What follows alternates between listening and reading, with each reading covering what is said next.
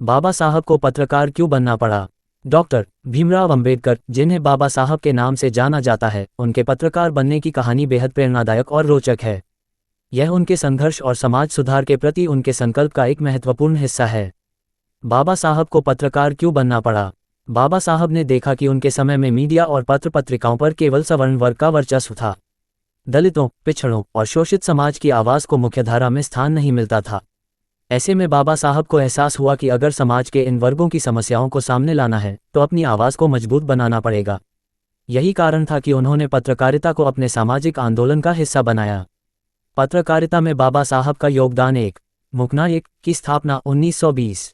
बाबा साहब ने अपना पहला समाचार पत्र मूकनायक शुरू किया। इसका उद्देश्य उन लोगों को आवाज़ देना था जो समाज में शोषित और दमन का शिकार थे। बाबा साहब ने इसके माध्यम से समाज के अन्यायपूर्ण व्यवस्था को चुनौती दी और शिक्षा, समानता और आत्मसम्मान का प्रचार किया। 2. बहिष्कृत भारत 1927। इसके बाद उन्होंने बहिष्कृत भारत नामक पत्रिका शुरू की। इसका लक्ष्य दलित समाज को शिक्षित और संगठित करना था। इसमें उन्होंने सामाजिक सुधार, अस्पृश्यता उन्मूलन और दलितों के अधिकारों पर लेख लिखे।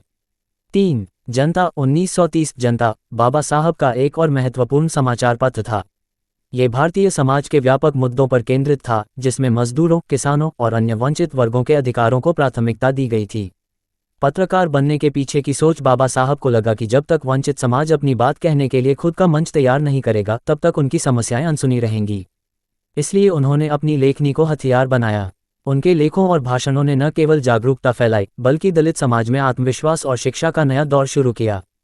संदेश और प्रभाव। बाबा साहब की पत्रकारिता ने न केवल समाज में जागरूकता फैलाई, बल्कि लोगों को उनके अधिकारों के लिए लड़ने की प्रेरणा भी दी।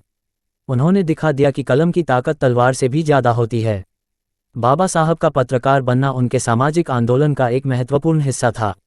यह न केवल उनकी सोच और दूरदृष्टि को दर्शाता है, बल्कि यह भी साबित करता है कि जब तक कोई समाज अपनी आवाज़ खुद नहीं उठाएगा, तब तक बदलाव संभव नहीं है। इस कहानी में छिपा ये संदेश आज भी प्रासंगिक है कि मीडिया और पत्रकारिता एक समाज को बदलने का सबसे बड़ा हथियार हो सकता है। सूचना सिर्फ मान्यताओं और जानकारियों पर आधारित है। यहाँ ये बताना जरूरी है कि यह मेरा वीडियो किसी भी तरह की मान्यता, जानकारी की पुष्टि नहीं करता है।